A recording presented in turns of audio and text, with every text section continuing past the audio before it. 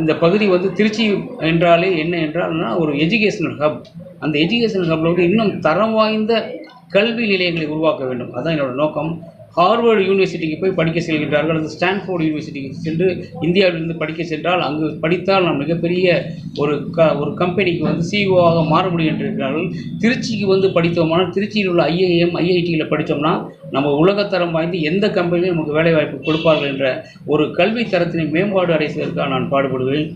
அனைத்து மக்களின் பிரச்சனைகளை தெரிந்திருப்பால் சிறு சந்துகளிலும் நான் சென்றிருக்கின்றேன். நான் செல்லாத இடமே கிடையாது. திருச்சி மாநகராட்சியிலும் கிராமப்புறங்களிலும் புதுக்கோட்டை மாவட்டத்திலும் அங்கெல்லாம் அவர்களின் என்ன பிரச்சனைக்கு என்ன இருக்கிறது எனக்கு தெரியும். அங்கு உள்ள விவசாய மேம்பாட்டுக்காகவும், மக்கள் மேம்பாட்டுக்காகவும், இளைஞர்கள் மேம்பாட்டுக்காகவும், விளையாட்டுத்துறை மேம்பாட்டுக்காகவும், சுற்றுச்சூழல் மேம்பாட்டுக்காகவும் இப்போ அவங்களோட இயக்கம் சார்பாக விஜய் மக்கள் இயக்கமாக இருக்கட்டும், வெற்றி கழகமாக இருக்கட்டும், அந்த ரசிகர்கள் எல்லாமே உங்களுக்கு சப்போர்ட் பண்ணிட்டு இருக்காங்களா? போகிற